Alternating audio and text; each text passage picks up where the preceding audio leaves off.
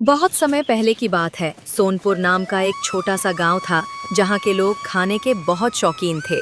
वे दिन भर खेतों में काम करते और शाम को गांव के चौराहे पर लगे भैरो सिंह के ठेले पर चिकन चिल्ली खाने आया करते थे। रोज की तरह दो ग्राहक उसके ठेले पर चिकन चिल्ली खाने आते हैं।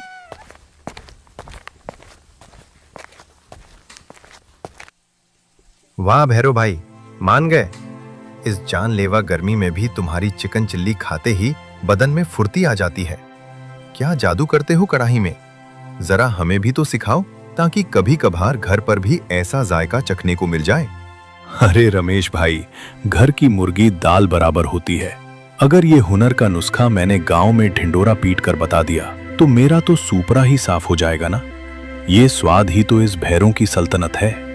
अरे भैया, पूरे गांव को मत बताओ, बस हमारे कान में फूंक दो। हम किसी तीसरे से नाम भी नहीं लेंगे। ना भाई ना, ये सीक्रेट तो मेरी तिजोरी की चाबी है। स्वाद का चस्का लेना है तो सीधा भैरों के ठेले पर हाजिरी लगाओ। वैसे भी तुम लोगों का क्या भरोसा, आज नुस्खा सीखोगे और कल को मेरे ही सामने अपना ठेला खड़ा कर दोगे। चलो भाई, मत बताओ अपना राज, पर बातें कम करो और जल्दी से मेरे लिए एक प्लेट चिकन चिल्ली और तीखी चटनी बांध दो। हाँ, ये हुई ना मुनाफे वाली बात। बस 2 मिनट रुको, अभी गर्मा गर्म पैक करता हूँ। धंधा चोखा चल रहा था और भैरों की जेबें नोटों से गर्म हो रही थीं। लेकिन कहते हैं ना कि लालच इंसान की मति मार देता है। भैरों अपनी कमाई से खुश होने के बजाय और ज्यादा अमीर होने के सपने देख रहा था। तभी एक तपती दोपहरी में सूरज की सीधी धूप के बीच चौराहे की दूसरी तरफ कुछ बांस गाड़े जाने लगे। वहां चिकन चिल्ली का एक नया ठेला खड़ा हो रहा था, जिसे देख भैरों के सीने पर सांप लौट गया।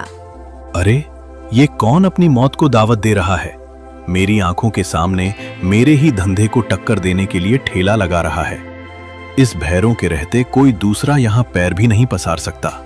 अभी जाकर इसकी अक्ल ठिकाने लगाता हूँ। गुस्से से लाल, पैर पटकता हुआ भैरों उस नए ठेले की तरफ बढ़ा। वहां मदन नाम का एक बेहद सीधा सादा और फटेहाल युवक अपनी नई शुरुआत की उम्मीद में बर्तन सेट कर रहा था।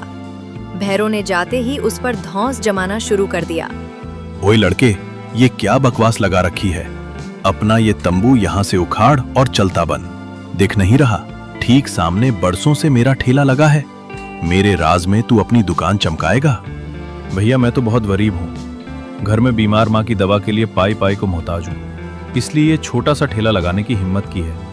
आप बड़े भाई हो, ऐसा मत कहो। मुझे तेरी गरीबी के रोने से कोई मतलब नहीं है।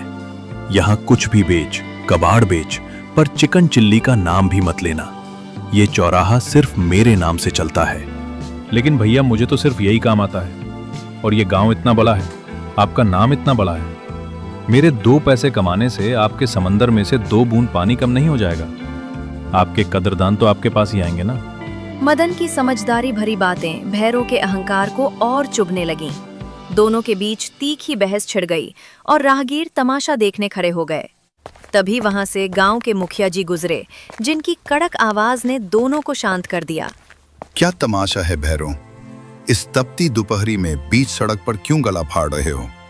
मुखिया जी, आप तो जानते हैं कि इस चौराहे पर मेरी दुकान कितनी पुरानी है। अब ये लड़का ऐन मेरे सामने अपना ठेला गाड़ रहा है। ये तो सरासर मेरे पेट पर लात मारना हुआ ना। मुखिया जी ने मदन के फटे कपड़ों और उसकी लाचारी को देखा और फिर भैरों को एक ऐसा सबक सुनाया जो उसे हजम नहीं हुआ। अरे भैरों, दिल छोटा मत करो। इस पूरे गांव का पेट अकेले तुम्हारे भरोसे तो नहीं है। अगर ये गरीब लड़का मेहनत करके रोटी कमाना चाहता है तो उसे कमाने दो। धंधा किसी की बपौती नहीं होता, वो तो स्वाद और नियत से चलता है। जिसका काम साफ होगा, लोग वहां खींचे चले जाएंगे। आप बिल्कुल न्याय की बात कर रहे हैं मुखिया जी। मैं तो बस अपनी तकदीर आजमाने निकला हूँ। मुखिया जी के फैसले के आगे भैरों को झुकना तो पड़ा, लेकिन उसके दिल में नफरत का एक काला बीज बोया जा चुका था। मदन ने अपना ठेला शुरू कर दिया और यहाँ भैरों अपने ठेले के पीछे खड़ा होकर एक खतरनाक साजिश बुनने लगा। अगर इस मदन को जल्दी रास्ते से नहीं हटाया तो ये मेरे सारे ग्राहक बटोर ले जाएगा और मैं यहाँ हाथ पर हाथ धरे बैठा रहूंगा। मैं इसकी दुकान की बत्ती गुल करके रहूंगा, चाहे मुझे अपनी जेब से घाटा ही क्यों ना उठाना पड़े।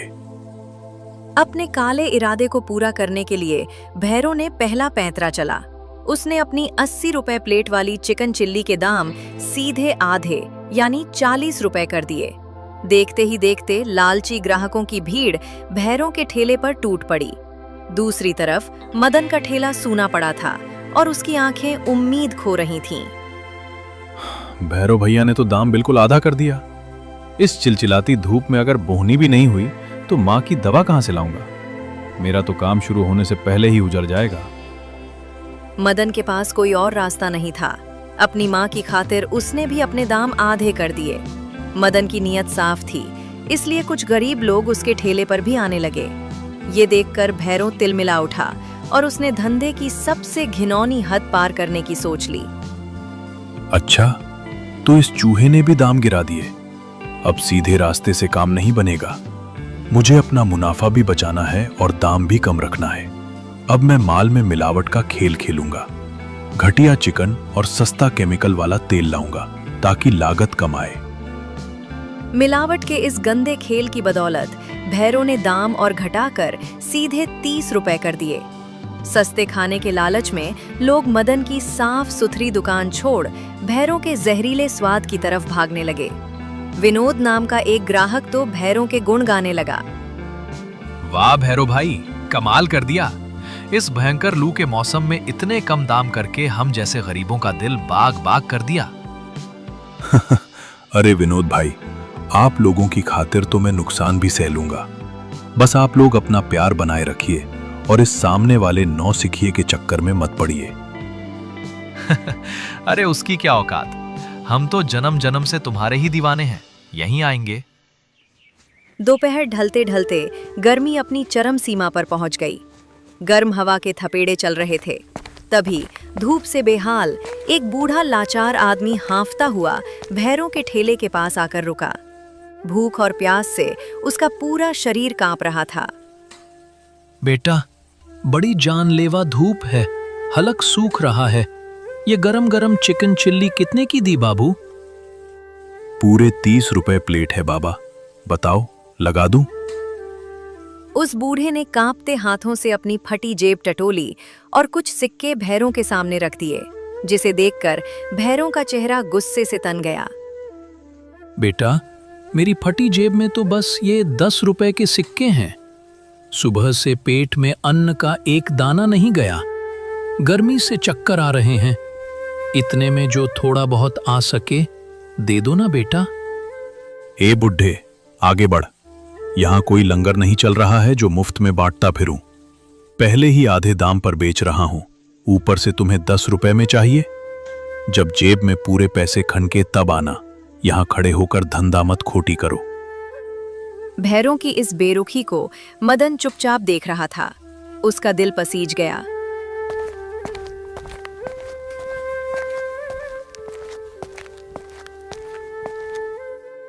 आइए दादा, इस पेड़ की छांव में आराम से बैठिए और ये गर्मा गर्म प्लेट खाली कीजिए। लेकिन बेटा, मैंने कहा ना कि मेरे पास इस ठाठ के पैसे नहीं हैं। दादा, माँ कहती है कि भूखे को खाना खिलाने से जो दुआ मिलती है वो दौलत से बढ़कर होती है। आप बस बिना संकोच के खाइए, पैसों की बात बीच में मत लाइए। पेट की आग शांत होने के बाद उस बुजुर्ग की आंखों में सजल आंसू आ गए। उन्होंने मदन के सिर पर हाथ रखा और उनकी जुबान से निकले वो शब्द मानो भविष्य की कोई चेतावनी थे। जीते रहो बेटा। इस पन तपती दोपहर में तुमने एक बेसहारा का पेट पाला है। मेरी आत्मा से दुआ निकल रही है। जो तुम्हारा बुरा चाहेगा उसका खुद का सर्वनाश निश्चित है। दिन बीतते गए। भैरव घटिया और सड़ा हुआ माल बेचकर पैसे तो बचा रहा था, लेकिन गांव के लोग उसकी दुकान का खाना खाकर बीमार पड़ने लगे थे। मदन से उसकी नफरत अब एक पागलपन बन चुकी थी। एक काली रात जब पूरा गांव गहरी नींद में था, भैरव के दिमाग में एक आखिरी शैतानी आइडिया आया। इस मदन की वजह से मेरा मुनाफा कौड़ियों के भाव हो गया है। क्यों ना आज रात को जब पूरा गांव सो रहा हो, मैं चुपके से इसका ठेला ही तहस नहस कर दूं। ना रहेगा बांस, ना बजेगी बांसुरी। अपनी इस साजिश को अंजाम देकर भैरव चैन से सो गया। लेकिन अगली सुबह जब सूरज उगा तो चौराहे पर मदन की चीखों ने सन्नाटा तोड़ दिया। मदन का सुंदर ठेला मलबे में तब्दील हो चुका था और उसकी पूरी गृहस्थी सड़क पर बिखरी पड़ी थी। हे भगवान, ये किस जालिम ने जुल्म किया है। मेरा इकलौता आसरा छीन लिया। अब मैं अपनी बूढ़ी माँ की दवा कहाँ से लाऊंगा। सब कुछ लूट गया मेरा। मदन का रोना सुनकर गांव वाले दौड़ पड़े। उस भीड़ में भैरव भी शामिल था, जो अपने चेहरे पर झूठी हमदर्दी का मुखौटा लगाए मदन के घावों पर नमक छिड़कने आया था। ये नीच हरकत सिर्फ आपकी हो सकती है भैरव भैया। आप ही दिन रात मुझसे खार खाते थे। आपने ही मेरी रोजी रोटी का गला घोंटा है। अपनी जुबान को लगाम दे लड़के। मुखिया जी देखिए इसे, खुद का ठेला संभाल नहीं पाया और कीचड़ मुझ पर उछाल रहा है। मैं भला ऐसा घटिया काम क्यों करूंगा। मदन बैरों सालों से यहाँ इज्जत की कमाई खा रहा है। वो ऐसा ओछा काम कभी नहीं कर सकता। कोई सबूत न होने के कारण बेकसूर मदन अपनी किस्मत को कोसता हुआ रोते रोते वहाँ से चला गया। इसके बाद कई दिन बीत गए। मदन का ठेला गायब था और भैरों की मोनोपोली फिर से कायम हो चुकी थी। अब उसने अपनी असली फितरत दिखाई और चिकन चिल्ली के दाम सीधे 80 रुपए प्लेट कर दिए और लोग मजबूरी में उसे पैसे देने लगे। लेकिन पाप का घड़ा एक दिन जरूर भरता है। एक शाम मुखिया जी खुद भैरों के ठेले पर औचक निरीक्षण के लिए पहुँचे और उसके बढ़े हुए दामों को देखकर उनका माथा ठनक गया। ये क्या अंधेर गर्दी है भैरों। मदन क्या हटा, तुमने तो सीधे लोगों की जेब पर डाका डालना शुरू कर दिया। दाम आसमान पर पहुंचा दिए। अरे मुखिया जी क्या बताऊं, बाजार में कच्चे माल के दाम आसमान छू रहे हैं और मैं अपने गांव वालों की सेहत से समझौता नहीं करना चाहता, इसलिए थोड़ा दाम बढ़ाना पड़ा। मुखिया जी चुपचाप चेतावनी देकर चले गए, लेकिन उनके मन में शक का बीज पैदा हो चुका था। 2 दिन बाद अचानक भैरों को मुखिया जी के घर से बुलावा आया। जब वो वहाँ पहुँचा तो कमरे का माहौल देखकर उसके होश उड़ गए। वहाँ मदन पहले से खड़ा था और मुखिया जी की आंखें गुस्से से जल रही थीं। क्यों भैरों, इस सच में कितनी सच्चाई है कि तुम लोगों को सड़ा हुआ माल परोस रहे हो और मदन का ठेला भी रात के अंधेरे में तुमने ही मटियामेट करवाया था। अचानक हुए इस हमले से भैरों के पैरों तले जमीन खिसक गई। उसने लड़खड़ाती जुबान से खुद का बचाव करने की आखिरी नाकाम कोशिश की। ये सरासर झूठ है मुखिया जी। ये मदन मुझसे पुराना बदला भुनाने के लिए झूठे जाल बुन रहा है। मेरा इस सब से कोई लेना देना नहीं है। अच्छा मुखिया जी, जरा इस मदन से पूछिए कि इसे कैसे पता चला कि मैंने ही ये सब किया है। भैरों, मदन ने तो मेरे सामने जुबान तक नहीं खोली कि ये काम तुम्हारा है। फिर तुमने सीधे उसी का नाम क्यों लिया। चोर के पैर नहीं होते, तुम खुद अपने जाल में फंस गए। भैरों की अपनी ही जुबान ने उसकी चोरी पकड़ ली थी। वो चारों तरफ से घिर चुका था। तभी मुखिया जी ने एक आवाज लगाई और पीछे से सुखिया उनके पास आया, जिसे देखकर भैरों का बचा खुचा हौसला भी टूट गया। मुखिया जी, जब ये यहाँ खड़ा है तो इसके अलावा और कौन मेरे खिलाफ कान भरेगा। गलत, मदन ने नहीं बल्कि सुखिया ने मेरे सामने आकर अपना गुनाह कबूला है। उसने साफ कहा है कि तुमने ही उसे चंद रुपयों का लालच देकर मदन का ठेला तोड़वाया था। हाँ मुखिया जी, मैं गवाह हूँ। इस भैरों ने ही मुझे पैसे देकर मदन का ठेला नष्ट करवाया था।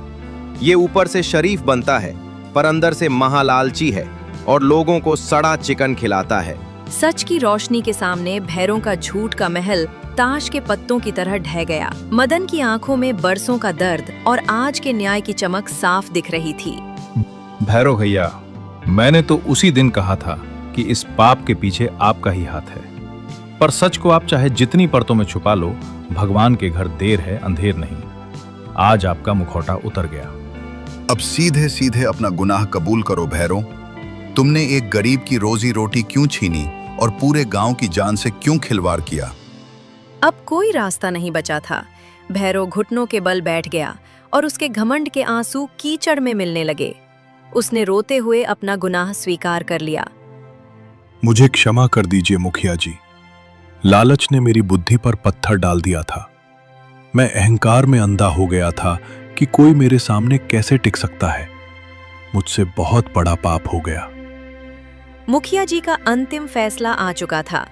सफाई मत दो भैरों, तुमने जो गुनाह किया है उसकी सजा तो भुगतनी होगी।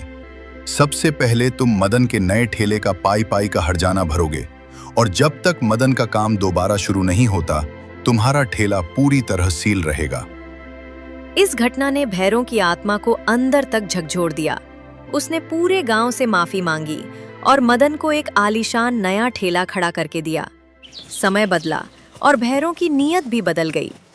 अब वो बिना किसी मिलावट के पूरी ईमानदारी से साफ सुथरा माल बेचता है और दोनों चौराहे पर सम्मान से अपना अपना ठेला लगाते हैं।